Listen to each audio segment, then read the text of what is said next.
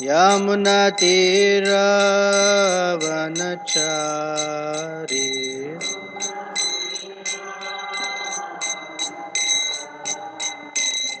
Jai Radha Madhava Kunja Vihari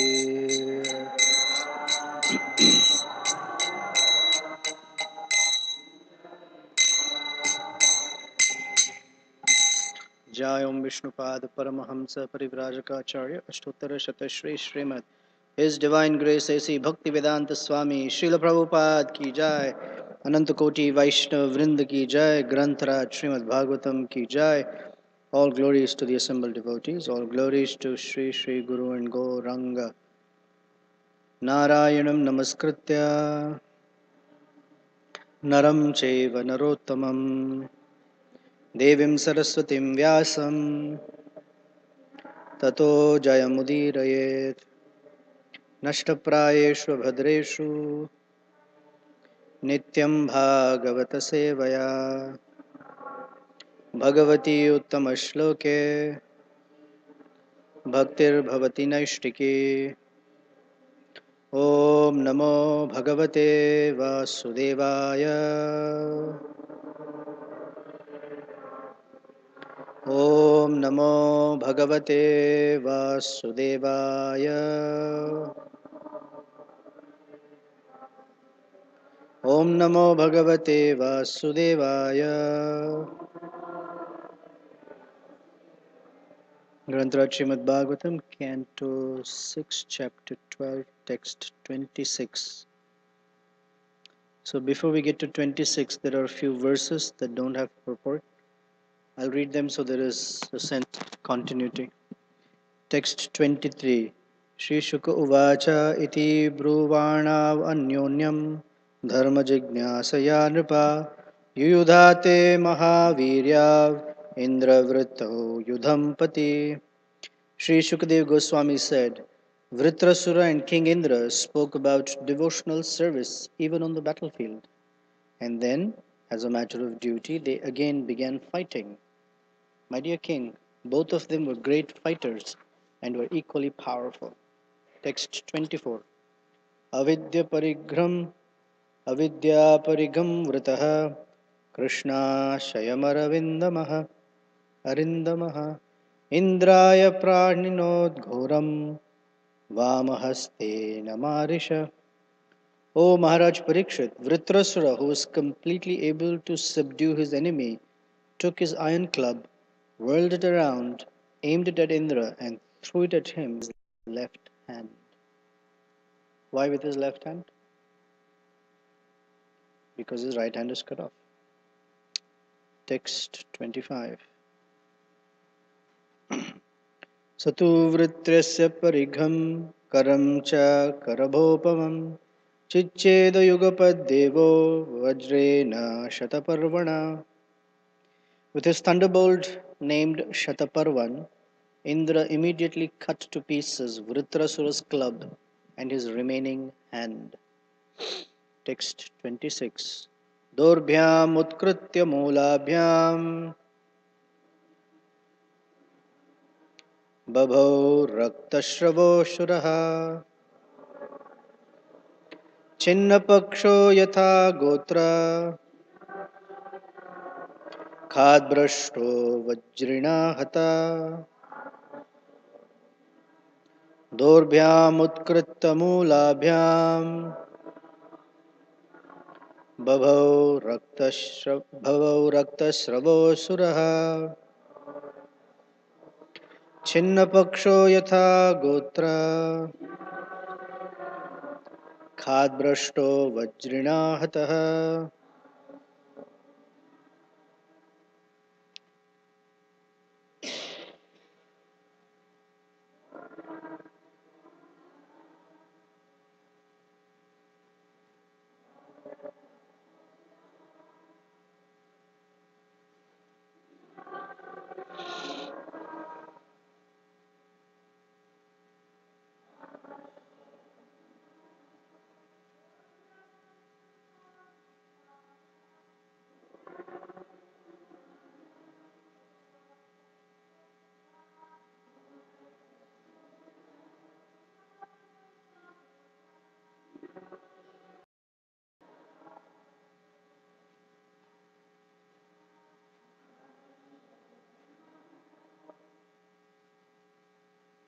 Ladies, please.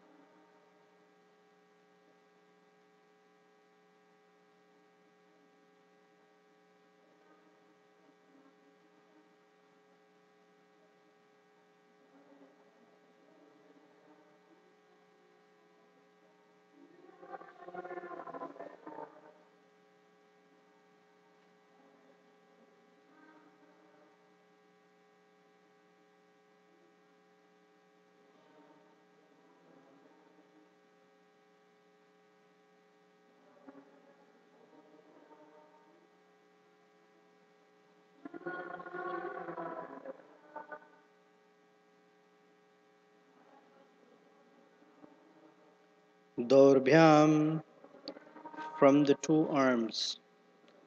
Utkruttamulabhyam, cut from the very root. Babhau, was. Raktasravaha, profusely discharging blood.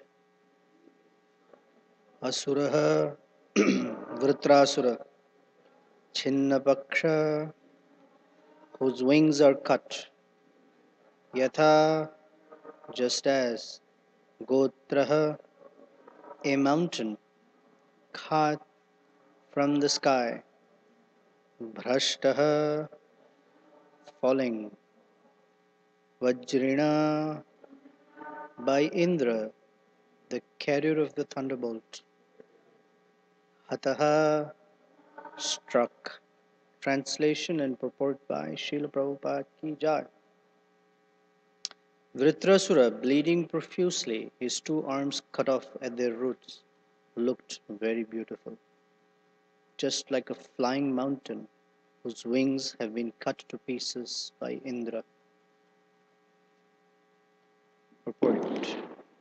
It appears from the statement of this verse that sometimes there are flying mountains and that their wings are cut by the thunderbolt of Indra. Vritrasura's huge body resembled such a mountain. End of purport. Text 27 to 29. Vritrasura was very powerful in physical strength and influence. He placed his lower jaw on the ground and his upper jaw in the sky. His mouth became very deep, like the sky itself, and his tongue resembled a large serpent. With his fearful, death-like teeth, he seemed to be trying to devour the entire universe. Thus assuming a gigantic body, the great demon Vritrasura shook even the mountains and began crushing the surface of the earth with his legs, as if he were the Himalayas walking around. He came before Indra and swallowed him and Airavata, his carrier, just as a big python might swallow an elephant. Wow. Text 30. When the demigods, along with saw that Indra had been swallowed by the demon, they became very morose. Alas, they lamented, what a calamity, what a calamity. Text 31. The protective armor of Narayana, which Indra possessed, was identical with Narayana himself, the Supreme Personality of Godhead. Protected by that armor and by his own mystic power, King Indra, although swallowed by Vritrasura, did not die within the demon's belly. Text 32. With his thunderbolt, King Indra, who was also extremely powerful, pierced through Vritrasura's abdomen and came out. Indra, the killer of the demon Bala, then immediately cut off Vritrasura's head, which was as high as the peak of a mountain. 33. Although the thunderbolt revolved around Vritrasura's neck with great speed, separating his head from his body took one complete year 360 days, the time in which the sun, moon, and other luminaries complete a northern and southern journey. Then, at the suitable time for Vritrasura to be killed, his head fell to the ground. Text 34.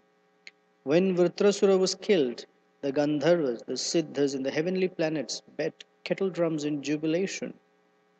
With Vedic hymns, they celebrated the prowess of Indra, the killer of Vritrasura, praising Indra and showering flowers upon him with great pleasure. Text 35. O King Parikshit, subduer of enemies, the living spark then came forth from Vritrasura's body and returned home back to Godhead. While all the demigods looked on, he entered the transcendental world to become an associate of Lord Sankarshana. Purport. Srila Vishwanath Chakravarti Thakur explains that Indra, not Vritrasura, was actually killed. He says that when Vritrasura swallowed King Indra and his carrier, the elephant, he thought, now I've killed Indra, and therefore there is no more need of fighting. Now let me return home back to Godhead. Thus he stopped all his bodily activities and became situated in trance. Taking advantage of the silence of Vritrasura's body, Indra pierced the demon's abdomen, and because of Vritrasura's trance, Indra was able to come out. Now, Vritrasura was in Yoga Samadhi, and therefore, although King Indra wanted to cut his throat, the demon's neck was so stiff that Indra's thunderbolt took 360 days to cut it to pieces. Actually, it was the body left by Vritrasura that was cut to pieces by Indra. Vritrasura himself was not killed. In his original consciousness, Vritrasura returned home back to Godhead to become an associate of Lord Sankarshana. Here the word alokam means the transcendental world Vaikuntha-loka, where Sankarshana eternally resides. Thus ends the Bhaktivedanta purports of the 6th canto, 12th chapter of the Srimad Bhagavatam entitled Vritrasura's Glorious Death. So what an end.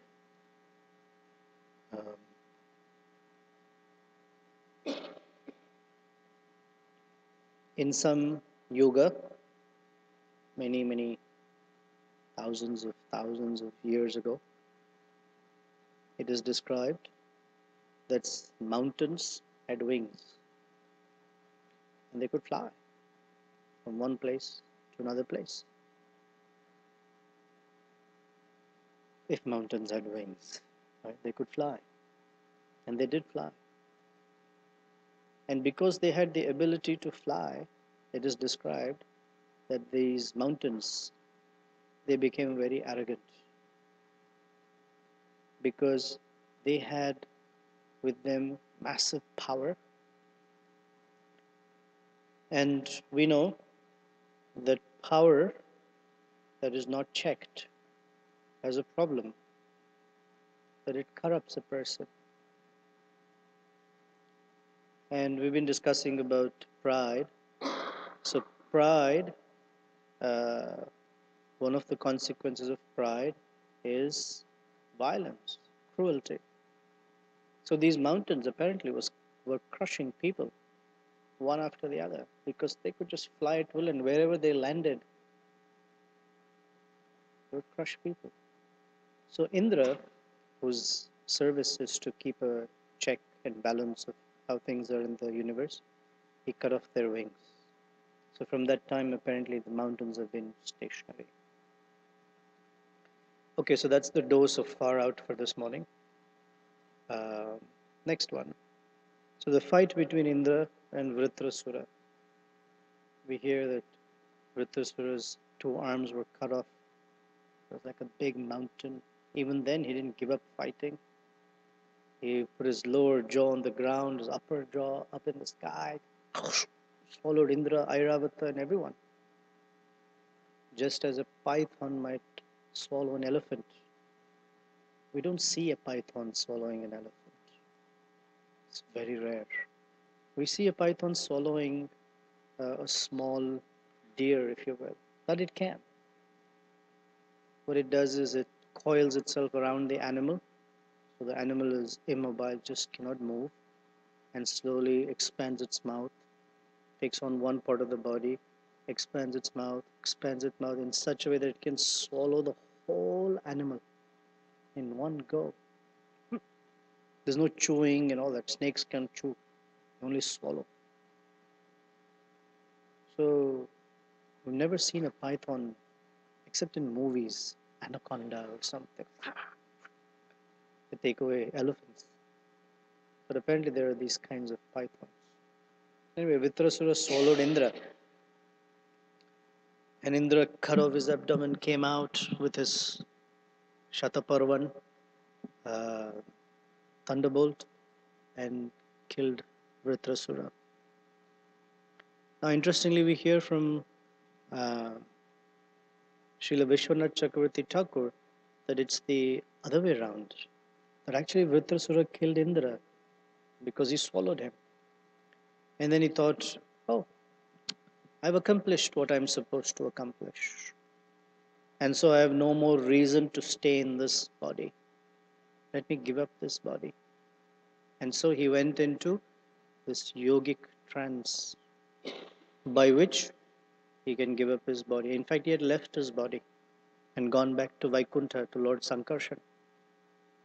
And Indra, he took advantage of the silence in Vritrasura's body.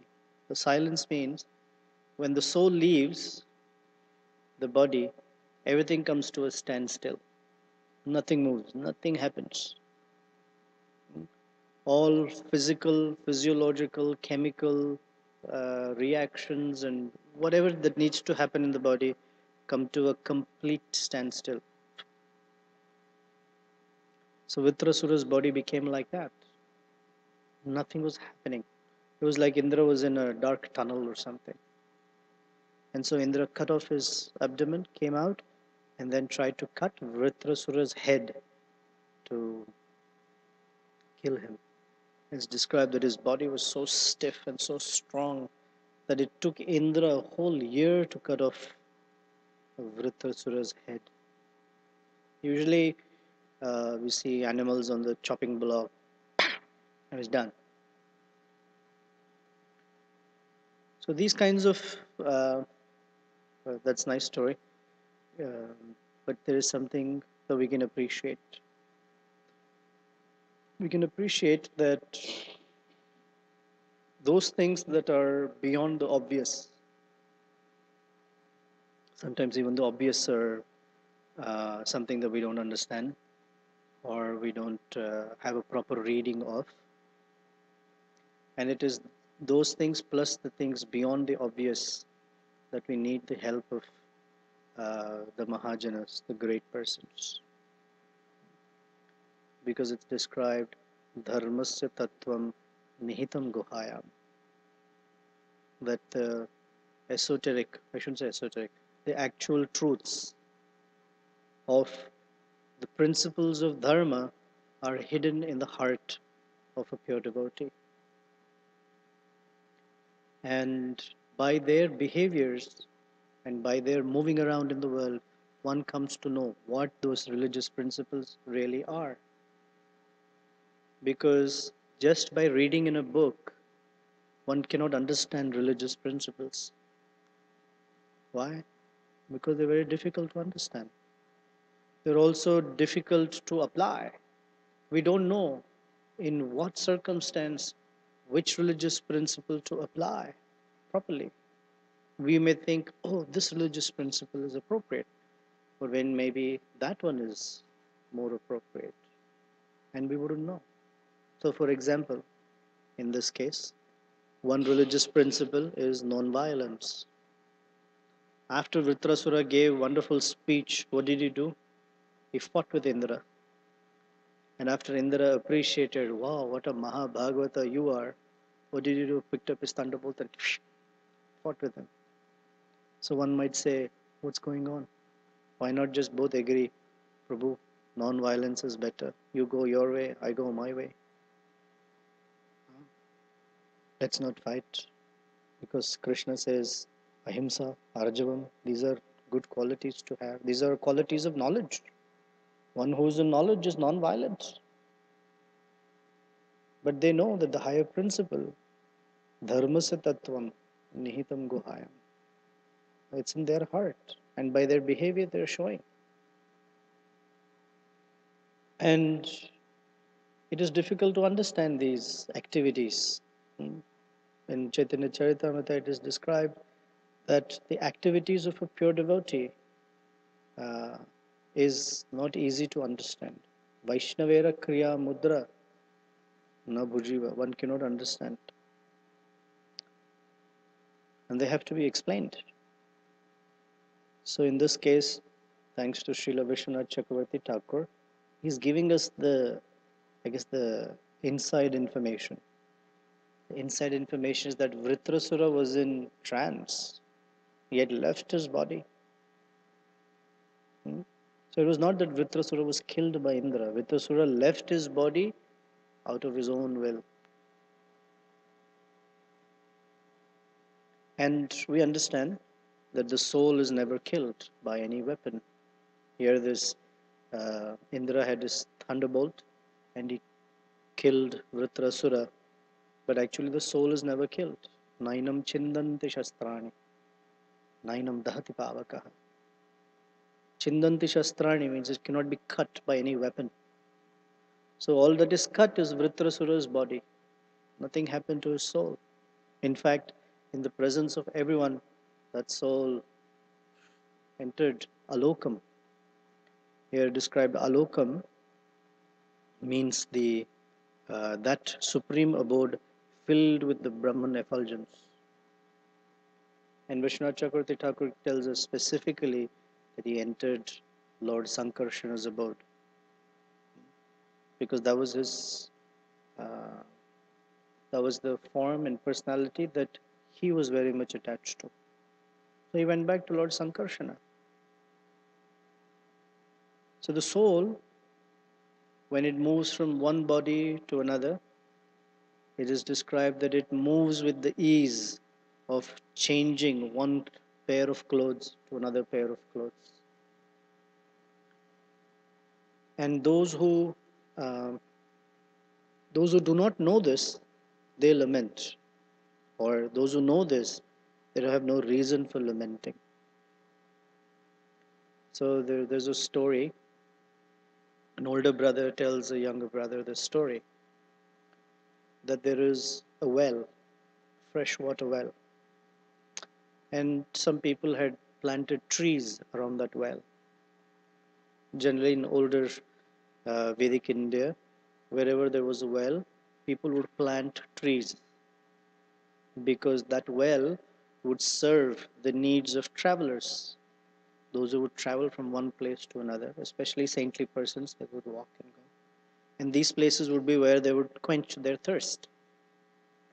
And after they quenched their thirst, those trees would serve as places where they could rest in the shade of those trees. And they would meet other travelers and other sages, and they would discuss, they would share their realizations. They would express what they have realized in the search of their truth, in search of truth. And after they were feeling rested enough, they would move on. So when we hear the story, it kind of sounds obvious. Yeah. That they meet, they take some rest, they spend some time together, and they move on. But when it comes to our own lives, this principle recedes to the background. Because this material world, or this birth, or this life, is similar. It's a place where the soul resides for a while, meets other, travelers, persons who are traveling through the material universe, meets with them, talks, makes some friendship, and then when time comes, has to move on.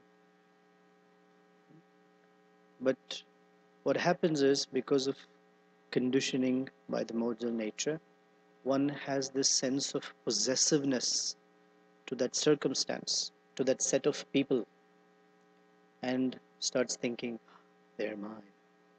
How can I separate from them? But death means eventually going from this body to the next destination. And dhirastatra namuhyati. We are meant to culture within this human life this sobriety. Sobriety that, oh, this body is anyway changing.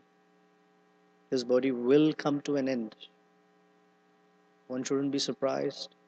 One shouldn't be caught off guard. But this body will come to an end. Now, when it will come to an end, we don't know. In one sense, it's good that we don't know. Because if we already knew, we wouldn't be doing perhaps what we are doing. Our mind will be too restless, agitated, sorrowful, lamenting, sad, depressed. Because life is coming to an end. We know. So part of living in this material world is that death, which is inevitable. Inevitable means there is no other way. This will happen. It's not like it may happen, perhaps. No, it will happen. That this inevitability, while it is definitely inevitable, there is just, we're not told when it will happen. So it gives us an opportunity to prepare. And that now it's not that we don't know that death will come. We see it around us all the time. In fact, even the body that we are in has died many times. There is a sense of continuity, but actually the body has died many times. It is constantly dying. Not one cell in our body remains in a period of 7 years. It keeps changing. It's described like if you're in a building, like this building. I shouldn't say this building, but let's just take any building. And day by day, if you remove one old brick and you put a new brick, pick another brick, put a new brick, you take out another brick. Over a course of time, all the bricks have changed in the building. But the overall blueprint remains the same. But is it a new building or is it an old building? Technically speaking, it's a new building because everything is new. It's just put back in the same blueprint, if you will. Similarly, all cells in our body degenerate and new cells come again and again and again. It's described that every 7 years, everything we have is new. Still, we have this sense of, I am this body. The sense of I doesn't change, but the body has changed many times. In that sense, we have died, except we haven't, that awareness isn't there. Then there is the actual death, where the body completely changes its species also. So it's inevitable. It's a matter of being prepared. And that preparation is to, like we were speaking a couple of days back, to distinguish between matter and spirit. That which is spiritual has no end. And that which is material has no endurance. Na jayate mriyate va kadachan. The soul is never born, nor shall it die. That it has never happened in the past, it's not happening now, it's not going to happen in the future either. What is that? Death for soul. It is eternal. What is temporary is this body. It will come to an end. Now, what's in our hands, to some extent, is what we want to do with this opportunity. And that opportunity is that we either make it or we break it. Mostly we fake it. But the idea is to make it in such a way that we go back to Godhead. to our original home. And the acharyas, the scriptures, the association of devotees, the whole process of devotional service is there to facilitate that. So I'm going to end with this. I want to read something quickly because today is Bahulashtami. It is the day of the appearance of Sri Radhakunda. And for Gaudiya Vaishnavas, this is a very significant day because Radhakund is considered to be the most important and the most spiritually supreme, if you will, places. So I'm just going to read something from Nectar of Instruction, the very final one, text 11. Of the many objects of favored delight, and of all the lovable damsels of Rajabhumi, Srimati Radharani is certainly the most treasured object of Krishna's love. And in every respect, her divine Kunda is described by great sages as similarly dear to him. Undoubtedly, Radhakunda is very rarely attained even by the great devotees. Therefore, it is even more difficult for ordinary devotees to attain. If one simply bathes once within those holy waters, one's pure love of Krishna is fully aroused. Purport. Why is Radhakund so exalted? The lake is so exalted because it belongs to Srimati Radharani, who is the most beloved object of Sri Krishna. Among all the gopis, she is the most beloved. Similarly, her lake, Sri Radhakunda, is also described by great sages as the lake that is as dear to Krishna as Radha herself. Indeed, Krishna's love for Radhakunda and Srimati Radharani is the same in all respects. Radhakunda is very rarely attained, even by great personalities fully engaged in devotional service, not to speak of ordinary devotees who are only engaged in the practice of Vaidhi Bhakti, which is all of us. It is stated that a devotee will at once develop pure love of Krishna in the wake of the gopis if he once takes a bath in Radhakunda.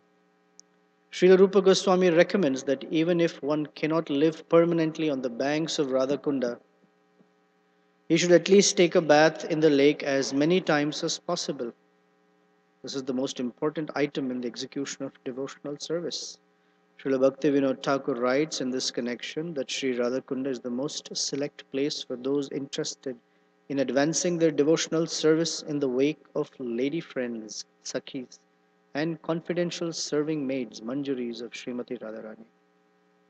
Living entities who are eager to return home to the transcendental kingdom of God, Goloka Vrindavan, by means of attaining their spiritual bodies, Siddha Deha, should live at Radhakunda, take shelter of the confidential serving maids of Sri Radha, and under their direction engage constantly in her service.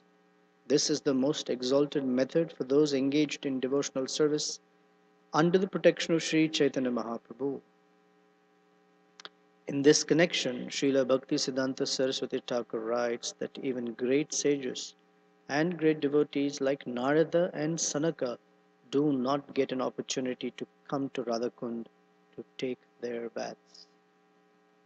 What then to speak of ordinary devotees? If by great fortune one gets an opportunity to come to Radhakunda and bathe even once, he can develop his transcendental love for Krishna exactly as the gopis did. It is also recommended that one should live on the banks of Radhakunda and should be absorbed in the loving service of the Lord. One should bathe there regularly and give up all material conceptions, taking shelter of Sri Radha and her assistant gopis. If one is thus constantly engaged during his lifetime, after giving up the body, he will return back to Godhead to serve Sri Radha in the same way as he contemplated during his life on the banks of Radhakunda. The conclusion is that to live on the banks of Radhakunda and to bathe there daily constitute the highest perfection of devotional service.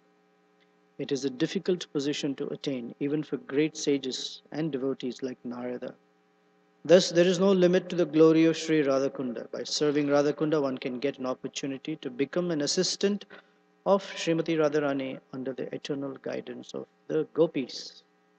Sri Sri Radhakunda ki jai.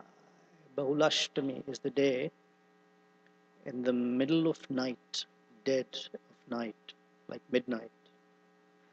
Radhakunda was revealed, appeared.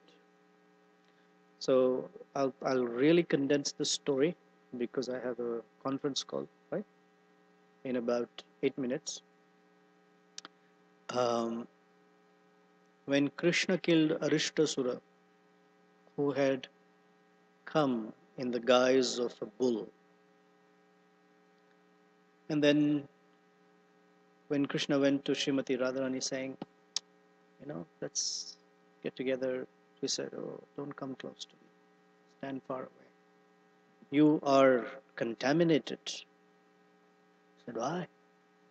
Oh, because you killed Arishtasura. You killed this bull. Cow and bull are very sacred. How can you kill a bull? This is Gohatya.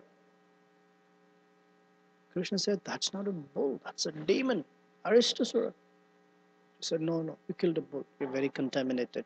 Until you take bath in all the holy rivers, don't even come here. There are many holy rivers. Krishna thought about traveling all over the Bharatavarsha. So he dug his heel into the ground and immediately made a big crevice, a crater. And then he summoned all the holy rivers. Come here, please. One by one. Gange, Yamune, Cheva, Godavari, Saraswati, Narmada, Sindhu, Kaveri, etc. They all lined up. Yes, please give us some service. So all of you, please fill this place up with water. I need to take my purifying bath because Radharani won't allow me to associate with her without this bath. So immediately Shamakunda appeared. So Krishna took his ceremonial bath, came out, and he said, now I'm purified. And then Krishna accused her. Actually, you're the one who's not pure. So she said, why what have I done? Well, that's because you actually defended and supported a demon. He's Arishtasura. And when I was killing him, or by that you said, no, it's wrong to kill him. So actually you're contaminated. You should take bath in all the holy rivers. Now Radharani didn't dig her heel into the ground. Or she and all her Sakis, they broke their bangles and they started digging the ground with it. It took quite a while. And still the sacred rivers did not come because Krishna held them back. Don't come. So Radharani is like, no water here. What to do? So they all lined up from wherever Radhakund is, it's in the area of Govardhan, to Manasi Ganga. If you actually walk through, they're not that far, but they all lined up and they carried pots and passed it on to each other and brought waters from Manasi Ganga and poured into that place. And suddenly there was a pond. Then all the holy rivers came and said, please give us some service to do for you, Srimati Radharani. And then they also deposited all their waters there. And she took her ceremonial bath. And Krishna was so pleased that he said, oh, from now on, I'm so happy that you did this. From now on, more people will talk about your pond, Radhakund, than mine. Although Radhakund, Shamakund are right next to each other. We discuss about Radhakunda more. This is Krishna's way of appreciating Srimati Radharani's affection for him. So that appeared on Bahulashtami, 826. No burning questions, right? We're not this body. Hopefully no questions about Radhakund because I can't answer them. I'm sorry, I'm joking. But we have to end. I have to run for a conference call. And if there are some questions, we'll pick them up either tomorrow or whenever we get together. Thank you. Srila Prabhupada ki jai. Srimad Bhagavatam ki jai.